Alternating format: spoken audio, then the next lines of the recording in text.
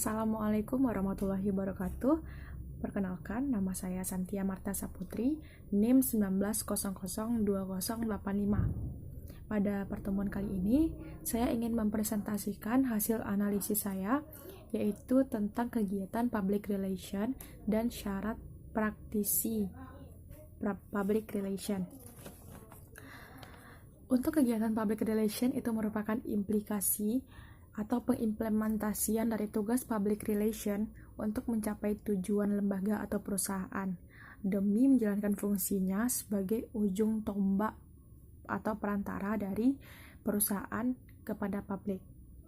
Adapun tugas utama dari public relation ini adalah mampu berkomunikasi dengan baik. Dan berkomunikasi ini terbagi atas dua jenis. Yang pertama yaitu komunikasi verbal dan komunikasi nonverbal. Komunikasi verbal ini juga terbagi dua. Yang pertama yaitu verbal lisan dan verbal non-lisan.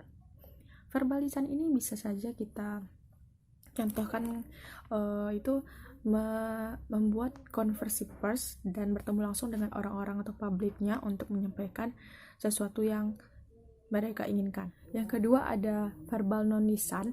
Verbal non-lisan ini bisa kita gunakan dengan cara menggunakan perantara, yaitu bisa saja menggunakan media sosial atau yang lainnya untuk menyampaikan tujuan dari perusahaan kepada publiknya. Yang kedua ada komunikasi nonverbal, yang merupakan komunikasi yang tidak secara langsung kita menyampaikannya. Contohnya yaitu penyelenggaraan pameran, seniman, special event, dan melakukan riset. Adapun ada aktivitas utama dari public relation, itu menurut Ruslan ada 3 aktivitas yang harus dilakukan oleh seorang public relation. Yang pertama yaitu sebagai komunikator. Maksudnya sebagai komunikator ini adalah seorang public relation harus menjadi komunikator yang handal, baik secara langsung maupun tidak langsung, itu berkaitan atau berkomunikasi dengan publik yang dimaksud. Yang kedua ada sebagai backup management. Maksudnya di sini public relation harus bisa mensupport segala aktivitas yang dimiliki oleh lembaga, berapapun beratnya, seperti manajemen promosi, marketing, atau kegiatan lainnya yang seharusnya ditempuh yang dilakukan dalam rangka mempromosikan produk jasa yang ditawarkan. Yang ketiga ada sebagai image maker. Public relation itu harus menciptakan image positif bagi perusahaannya, dan public relation lah yang mampu mempunyai untuk menciptakan citra positif atau image positif tersebut dalam rangka mencapai dan membangun reputasi yang luar biasa dari perusahaan, sehingga di tangan public relation inilah baik atau buruknya, berkembang atau tidaknya suatu perusahaan itu bisa dilihat dari seberapa handalnya, seberapa cakapnya, seberapa hebatnya seorang public relation perusahaan tersebut.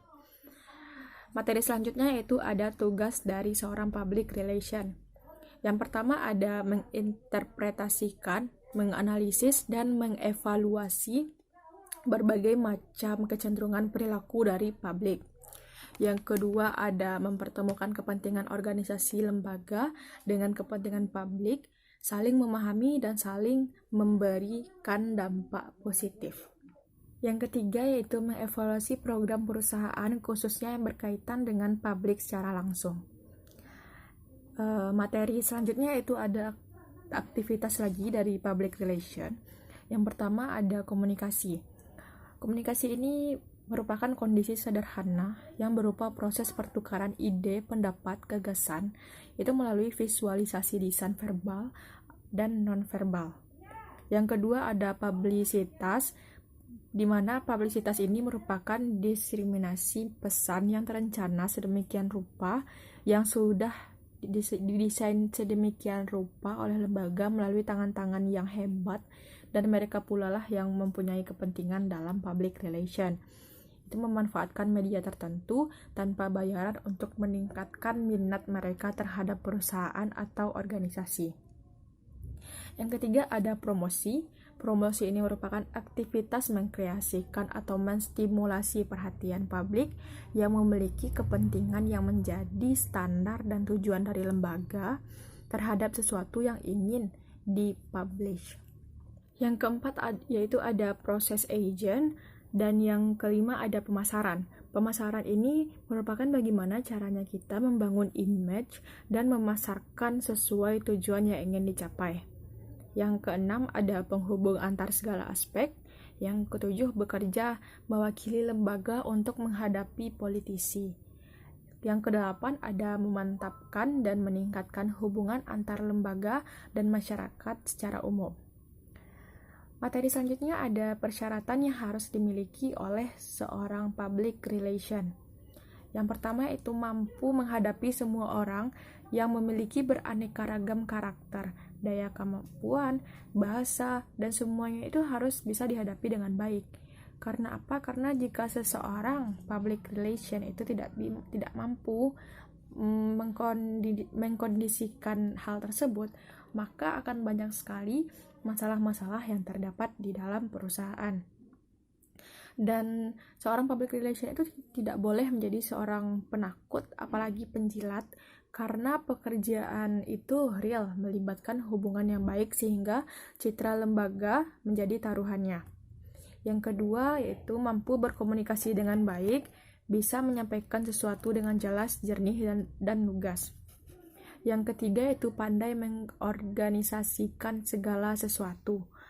Yang keempat adalah memiliki integritas personal yang tinggi, memiliki imajinasi dan kreativitas yang tinggi, dan yang terakhir yaitu mampu menemukan cara agar bisa berinteraksi dengan baik, dengan harmonis dengan masyarakat atau publik dari sebuah perusahaan atau lembaga.